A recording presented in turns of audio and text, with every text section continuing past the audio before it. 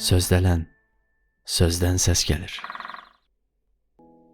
Sözdələnən layihənin veb saytından və Coffee.al platformasından dəstək olanlara onların adlarını vurğulamaqla təşəkkür edirəm.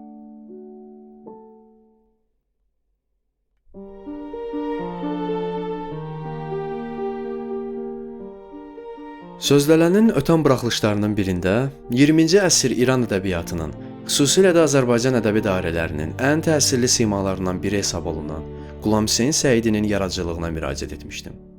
Təbrizli yazıcı Gövhər Murad təxəllüsü ilə dram əsərləri yazıb və 40-dan çox kitab nəşr etdirib. Onun ən məşhur əsərlərindən biri olan Bəyəl Yas Tutanları toplusundakı bir hekayə əsasında çəkilmiş İnək filminin ssenarisi İran yeni dalğa kinosunun başlanğıcı sayılır. Həkim psixiatr kimi təhsili onun əsərlərinə də təsir edib. Bu da onun obrazlarının psixoloji dərinliyində və patologiyalarında özünü göstərir. Siyasi fəaliyyəti və şah rejiminə qarşı çıxması səbəbindən dəfələrlə həbs olunub və 1979-cu il inqilabından sonra Fransaya getməyə məcbur olub.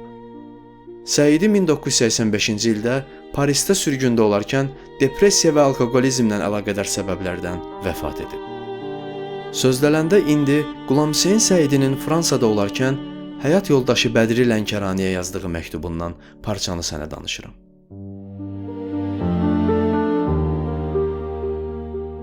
Ümidimi tamamilə itirmişəm. Əgər intihar etmirəmsə, yalnız sənin xatirinədir. Yoxsa bir dəfəlik bu həyatdan əl çəkib özümü rahatlayardım. Hər şeydən yorulmuşam. Mənim üçün ən böyük sevgi olan yazı yazmaq belə mənasızlaşıb, gülünc olub. Bilmirəm başıma nə çarə qılım. Hər yolla olursa olsun, özüm üçün bir fikir tapmağa qərar vermişəm. Çox qara geyinmişəm. Qaranlıq içimə hopub, bədbəxt və uğursuz olmuşam. Buradakı bütün həmvətənlər natəmizliyin, kirliliyin tam mənasıdır. Mən bədbəxt hansı günah etmişdim ki, bu günə düşüm? Hər şeydən yorulmuşam.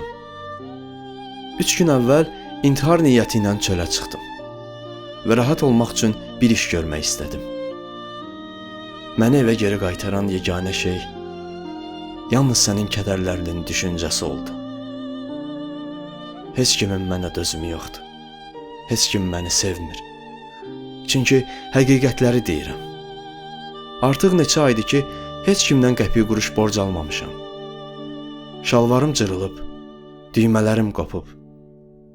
Yeməyə toxunmuram. Bir divarın dibində ölmək istəyirəm. Mənə çox zülm edilib. Bütün inanclarıma and olsun, əgər sən olmasaydın, indi 7 kəfən çürütmüşdüm. Mən yorulmuşam, evsizəm sərgərdanım. Hər an ciyərim alovlanır. Mən bir kəlmə də olsun fransızca öyrənməyə razı olmamışam. Mən vətənimi istəyirəm. Mən qadınımı istəyirəm.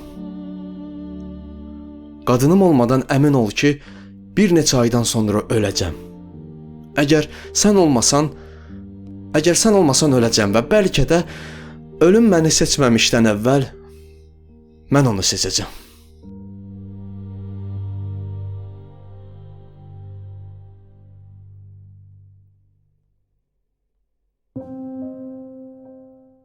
Azərbaycan dilini yaşatmaq və bu dildə faydalı məzmunların daha çox olması üçün Sözdələn layihəsinin YouTube kanalına abunə ol, bildirişləri aç və hər kəslə paylaş.